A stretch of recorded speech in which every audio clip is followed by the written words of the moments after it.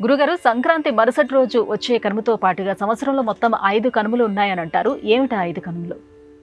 భారతీయ జీవన విధానంలో ఋషులు మనకు 2 ప్రపంచాలను పరిగణించి విధి విధానాలను తెలియజేశారు. ఒకటి స్థూల ప్రపంచము, రెండవది సూక్ష్మ ప్రపంచం. మనము స్థూలంగా కనపడే విషయాలకు మాత్రమే ప్రాధాన్యతను ఇచ్చి స్థూల ప్రపంచ విషయాన్ని పరిగణలోకి తీసుకోము. దాని కారణాన అనేకమైన ఇబ్బందులను ఎదుర్కోవలసిన అగత్యం ఏర్పడుతుంది. అలా ఋషులు మనకు అందించిన విజ్ఞానమే ఈ కనుమ దినాలలో ప్రయాణం చేయరాదన్నటువంటి సత్యం. 5 కనుమలు అంటే శవదాహే, గృహేదాహే, సపండీకరణే తథా, శక్తుత్సవే చ సంక్రాంతౌ నగంతవ్యం పరేహని అని తెలియజేసింది శాస్త్రం. అంటే మనము శవదహన కార్యక్రమానికి వెళ్ళినప్పుడు దహనమైన మరుసటి రోజు కనుమగా చెప్పబడింది. ఆ రోజు ప్రయాణం చేయటం అంత శ్రేయోదాయకం కాదు.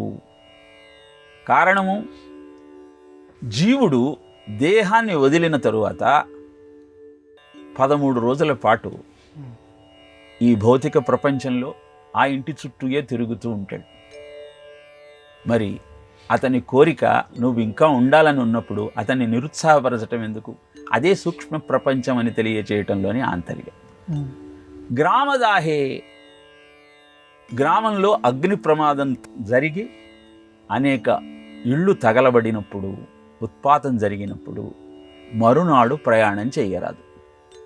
జ్యోతిష శాస్త్రంలో ముహూర్తాన్ని నిర్ణయించేటప్పుడు ఉత్పాతం జరిగిన నక్షత్రంలో 6 నెలల దాకా ఏ శుభ కార్యక్రమము చేయొద్దని చెప్పింది. ఎందుకని ఈ విషయాన్ని ఇక్కడ ప్రస్తావన చేస్తున్నానంటే, భారతీయ జీవన విధానంలో గ్రహగతులకు, నక్షత్రాలకు, కనపడుతున్న గ్రహాల యొక్క ప్రభావాన్ని గుర్తించి ఆ నక్షత్రముల యొక్క తత్వాన్ని అర్థం చేసుకొని మరి ఏ కార్యక్రమాలు చేయాలి, ఏవి చేయకూడదు అని చెప్పిన ఋషి యొక్క మేధో సంపత్తిని మనం తెలుసుకోగలిగితే భారతీయ జీవన విధానం ఎంత ఉత్కృష్టమైనదో మనకు అర్థమవుతుంది. అలానే సపిండీకరణే తథ, ఇంటిలో ఎవరిదైనా దేహ త్యాగం జరిగినప్పుడు 12వ రోజు సపండీకరణము అని 3 పిండములను పెట్టి ఆ తంతును జరిపిస్తారు.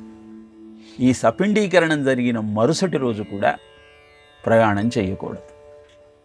అలానే శక్త్యుత్సవేచ సంక్రాంతౌ, అమ్మవారి ఆరాధన చేస్తూ అనేక ఉత్సవాలను జరుపుతాం.